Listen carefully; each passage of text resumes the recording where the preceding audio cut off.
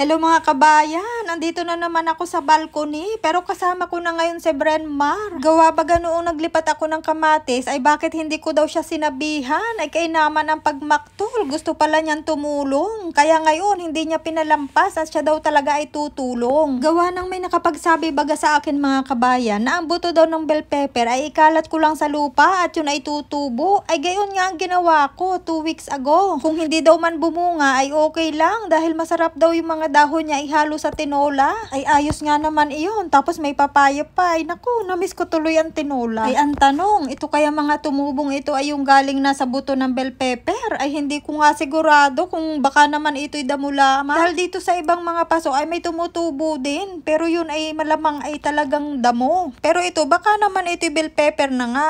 Kaya maintindihan pag siya'y lumaki. Yan nga palang nilalagyan ko ng lupa ngayon. Ay dati siyang pinaglagyan ng ice cream. Ay mabuti na lahat hindi ko pa naitapon, yun pala'y may gamit. Ay kumbagay recycling o reuse baga. Yung mga time na yun nga pala mga kabayan ay kararating lamang namin ni Brenmar Sabado. Sinamahan ko siya sa kanyang piano lesson. Ay pag-uwi ng bahay, ay diyan nga ang aming napagtuunan ng pansin. Ayan, oh. Yan yung mga tumubo. Ay mukha naman yung bell pepper ang dahon niya. Yung nandito ka nga lang naman sa bahay ay talagang mag-iisip ka ng pagkakalibangan lalo na may kasama kang maliit. Gawa ng pag siya natapos mag-drawing, magsulat-sulat, gawa-gawa ng kanyang book, magpiano, ay mangungulit na yan na gustong mag-play sa cellphone o manood ng TV. Kaya nga pag maganda rin lang ang weather ay sinasamahan ko siya sa playground. Ang mahirap baga dito kay Brenmar ay hindi kami makalayo. Gawa ng meron baga siyang car sick. Hindi gaya nung siya mas maliit pa. Okay lang naman siya sa biyahe. Ay ngayon ako nagsusuka siya. Ay nakakaawa din naman. Last month nga nung may pinuntahan kami. Naku bago sumakay sa sasakyan ay nasuka. Tapos syempre pagbababa na naman kami pag nakarating dun sa pinuntahan. Tapos pag sasakay na uli yun, susuka na naman siya kaya nakatatlo siya. Dati effective pa yung tinapay na bago siya sumakay ng sasakyan ay nasa ilong niya na ang plastic ng tinapay. Inaamoy-amoy niya habang biyahe. Ayun ay iwasan ang kanyang pagsusuka. Pero ngayon ay hindi na effective. Nag-level up na sa piatos. Piatos naman ang kailangan niyang inaamoy-amoy. Kaya lagi akong may reserbang piatos dito sa bahay para just in case na bigla kaming lumapas ay may mabibit-bit. Pero ang hirap. Kaya naman pakiusapan bago makalabas. Ang daming kondisyon. Kaya nauuwi sa mapapayagan siya maglaro ng cellphone habang nasa biyahe. Kaya kahit may plano kaming pumunta sa labas, like sa beach, dahil ang ganda ng weather, tapos nagkataong walang trabaho yung asawa ko, linggo, ay hindi pa rin kami makalabas. Dahil ayaw nga ni Brenmar. Kaya mabuti na nga lamang at may tanim na kamatis, napapagkalibangan din niya ni Brenmar. Lagi niyang tinitingnan kung ilan na yung bunga, at saka kung may hinog na uli, ay talagang bilang na bilang niya dyan kung ilan na ang napitas niya. Siya rin lang naman halos lahat ang kumain. Siya rin ang nagpapaalaala ng pagdidilig niyan at lagi siyang katulong. Last week nga pala ay galing kami sa birthday party nung dati kong alaga ay nakita ni Brenmar sa deck nila ang daming tanim na kamatis. Kaya sabi niya, ma, dagdagan natin yung mga tanim nating kamatis. Kaya lang sabi ko, bawal naman tayo dito magtanim ng marami. Tama na yan. Ayan nga pala at may kaunti akong tanim na oregano. Ay pag ako'y may ubo o masama ang lalamunan, ay ako'y pumipitas lang at aking inunguya. At ito nga pala mga tumubong mga damo-damo, pinubunot ko na at nang hindi pa makaagaw ng sustansya. Maistorya ko na nga lamang mga kabayan, naalala ko kasi nung bata pa ako, hindi pa ako nag-aaral noon sa Palawan, umakyat ako sa aming banggirahan. Nakakuha ako ng buto, siguro mga 2 yun o 3, itinanim ko sa labas. Naku, nang tumubo. At nang bumunga ay melon. Aba, ay ayos man din. At yun ang kauna-unahan kong experience ng pagtatanim. At dahil nga ang usapan mga kabayan ay pagtatanim, naalala ko rin yung experience ko nung elementary ako. Medyo kakaiba kasi wala nga namang anak na lalaki ang tatay namin. Kaya kaming 2 ng kapatid ko ay napapasabak sa pagtatanim ng palay, mais at saka mani. Pero napakagandang alaala noon. Nakasama ang aming tatay na ngayon ay isang alaala na lamang na mababalik-balikan mo paminsan-minsan. Ay hindi nga naman biro ang trabaho sa bukid at naranasan ko nga din ang mag-kopras. Ay naku, bago maging kopras ay kainaman daming proseso. Una, ipapakawit muna ang mga niyog, tapos iipunin gamit ang burgin. And then saka naman ikakarga sa tiklis at pag naihati doon sa kalibkiban, isa-isa mo namang aalsin sa tiklis. At pag natapos na siya na magtatapas, ay isa-isa naman bibilangin. At saka mo naman bibiakin ang mga niyog. At iyon, kasama na ang pagkain pag may may magagandang tubo. Pagkatapos biakin ay isa-isa mo namang isasalansan sa kalibkiban or lutuan. At saka tutulong ka naman sa pag-iitsa ng bunot, yun ay panggato. Matagal-tagal din bago lutuin ang kopras dahil hindi mo naman pwedeng laksan masyado ang apoy dahil masusunog. At pagluto na ay papalamigin naman at saka naman titikalin. Ay naku, napakasakit noon sa kamay lalo na kung hindi ka sanay. At pagkatapos naman tikalin, minsan tinatadtad o kaya diretso nang isisilid sa sako tapos babayuhin ng aming tatay para siksik ang laman, mabigat. At pag natapos ang lahat ng iyon ay ipapahila naman sa kalabaw, sakay sa paragos at dadalhin na sa pagbebentahan. Ay di iyon, pera na. Ay maswerte pag mahal ang per kilo. Ayan, may pinipitas na naman si Brenmar. Yun nga lamang, hindi kadamihan ang bunga ng kamatis. Kahit naman sinong makausap ko na kaibigan at mga clients ko, ang hina daw ng bunga ng kamatis nila. Hindi raw maganda ngayong taong ito, siguro daw dahil sa weather. Ay siguro nga, dahil nagpaiba-iba ang panahon, mainit na, tapos lumamig pa, tapos ayan, iinit na naman. Pero kahit papaano ay may pailan-ilan naman nakukuha, kagaya kaninang umaga, 4 yung nakuha niya. Naalala ko nga doon sa dati kong employer, ang dami nilang tanim sa deck na kamatis. Ay naku, araw-araw, ang dami kong hinaharvest, mga 2 malaking bowl. Iba't ibang klaseng kamatis, may malalaki, merong mga cherry tomatoes. Ay sa kadamihan ay talagang nakakapamigay pa. Pagdating naman ng September ay palaos na siya. Ayun, yung mga natirang green tomatoes, pinapaputi na rin sa akin at pinapaluto sa akin na tomato chutney. Aba, ay masarap. Ang dami ko nga palang natutunang luto sa dati kong trabaho. Natuto akong gumawa ng cookies, cakes, soup, jams, chutney, salad, different kinds of cuisine. At dito ko na rin nakilala ang iba't ibang uri ng spices kagaya ng nutmeg, cinnamon, coriander,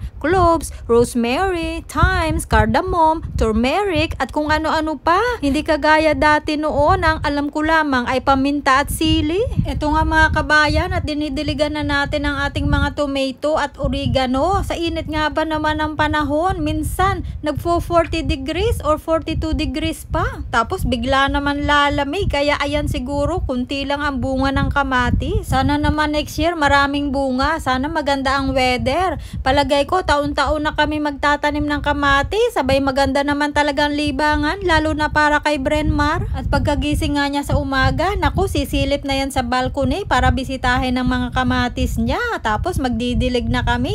Pagkasundo ko sa kanya sa summer camp, pag uwi sa bahay, pupunta rin agad yan sa balcony. Tapos pag may nakitang hinog, ayun, pipitasin na niya at kakainin. Malaking bagay din naman nga ang may balcony. Madalas dito kami nagpipiknik mag-ina tuwing hapon. Lahat ng mga pwedeng pang-snacks, naku, hahakutin niya dito sa balcony. At nagdadala din siya ng books niya dito at dito siya nagbabasa. Sabi nga pala ni Brenmar dito, ang pagdidilig daw ay patamain ko ang tubig sa lupa, wag daw dun sa halaman para hindi masira o matumba. Sa tingin ko mga kabayan, kailangan ko pa ring ilipat sa tigigisang paso pag lumaki ang mga bell pepper na yan. Ito namang halamang ito ay tingin ko ito'y indoor lamang at parang pumangit siya nung ilabas ko dito sa balcony. Dangan nga lamang at wala kaming space sa loob. Pagkatapos nga pala namin mag-asikaso ng mga halaman sa balcony ay humihingi si Brenmar ng burger. Mabuti na lang mga kabayan at may natitira pa akong patty. Ginawa ko nga lamang iyan at iyon ay natutunan ko rin sa dati kong trabaho. Dahil isa rin yan sa pinapagawa sa akin noon. Kailangan mo lang dyan ng ground beef, black pepper, crushed coriander seed, salt at gumamit nga pala ako dyan ng egg. Tapos palibasa wala tayong white bread na pwedeng gawing crumbs, gumamit na lang ako ng 2 tablespoons ng all-purpose flour. Kailangan talaga sa pagluluto, alam mo ang mga alternative pag hindi available ang ingredients. Ganyan ang madalas kong gawin sa dati kong trabaho noon. Pag hindi available ang ibang ingredients, ay ginugugol ko kung anong alternative. Abay, masarap naman ang kinakalabasan at hindi naman din alam ng employer ko na iba ang ginamit kong ingredients. Kesa pumunta pa ako sa tindahan para lang bumili ng isang ingredients, di naubos na ang oras ko. Nagsindi nga pala ako dyan ng kandila mga kabayan para hindi naman masyadong umamoy dito sa apartment. At dinalwa ko na nga pala ang patty dahil nalaman ng asawa ko na ipagluluto ko si Brenmar ay gusto din daw niya. Kailangan ko na rin palang gumawa ng bagong patty dahil iisa na yung natitira sa freezer. Mas maganda na yung laging may reserba para anytime na mag-crave ng burger ang aking mag-ama ay makakapagluto agad. Kesa yung lalabas pa para bumili ng burger. At saka mas masarap daw itong homemade. homemade kesa yung nabibili sa labas. Matigas daw ang patty. Ayun nga pala mga kabayan, may nakalimutan akong banggitin na isa sa mga ingredients. Marami nga palang halong chopped onions yan, kaya masarap. Kung gagawa kayo, wag niyong kakalimutan ang coriander seeds dahil yun talaga nakakapagpasarap at nakakapagpabango. At habang nakasalang ang patty mga kabayan, ay ihahanda ko ng iba pang kailangan. So meron tayo ditong burger bun at ngayon ay pahira na natin ng mayonnaise. Sariling style ko lang yan mga kabayan, pero itatanong ko sa anak kong panganay kung paano talaga ang pagkakasunod-sunod ng paglalagay ng mga condiments dyan sa burger dahil siya ang nagtatrabaho sa isang gawaan ng burger. Yung tinatawag na A&W. On leave nga lamang siya ngayon dahil nasa Pilipinas siya, bakasyon for almost 3 months. Kaya talagang mapapasana all ka na lang. Mahaba-haba din nga ang kanyang bakasyon na iyon dahil sa September pa siya mag-start ng school. At iyon, habang nag-i-school, syempre nagpa-part-time sa trabaho. Ganun naman ang mga kabataan dito, nagtatrabaho kahit nag-aaral. Bihira ka ditong makakita ng estudyante na hindi nagtatrabaho. At ayan nga mga kabayan, luto na ang patty. Nilalagay na natin siya sa bun. Ewan ko nga lamang kung bakit medyo naiba ang proseso ng paggagawa ko ngayon, pero madalas pinapatong ko muna ang cheese sa babaw ng bun, saka ko ilalagay ang patty.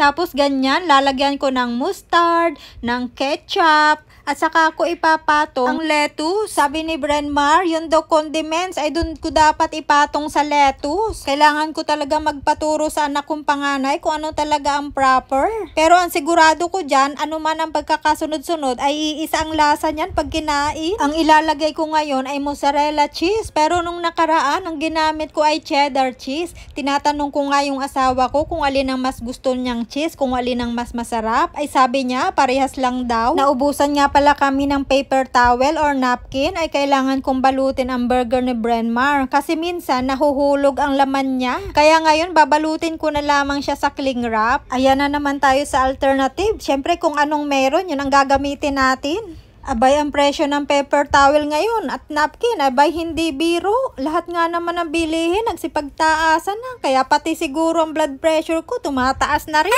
Kahit naman nga saan, matataas na ang presyo ng mga bilihin. Ewan ko nga ba naman kung kailan pa matatapos ang mga digmaan sa ibang bansa. Ay pag tumaas ang presyo ng gas, asahan mo, talagang tataas ang groceries. Kaya kailangan talaga tayo na ang mag-adjust sa paraang alam natin. At ayan, ini-enjoy na ni Brenmar ang burger niya. At tingnan nyo, may pa-thumbs up pa. At kung napansin nyo, kumakain habang nagbabasa. At kahit nga washroom break, madalas may dalayang libro. Nabuboard yata siya doon, kaya nagbabasa. Pasalamat na nga din ako at mahilig siyang magbasa. Malaking bagay yan sa pag-aaral niya. Isa talaga yan sa pinagdasal ko na sana ang anak ko ay mahilig sa pagbabasa. At nakakatuwa dito mga kabayan, libre ang mga libro sa bookbank. Dito sa neighborhood namin, open siya ng Tuesday, Wednesday, Thursday at Saturday. So kada punta mo doon, pwede kang kumuha ng 2 books. Yung mga kinukuha niyang books na yan ay nasa $15 din naman kung bibilhin. Ay kung sa peso, mahigit 600. Hanggang dito na lang mga kabayan at maraming salamat sa pakikinig ng napakadami kong istorya. Bye-bye!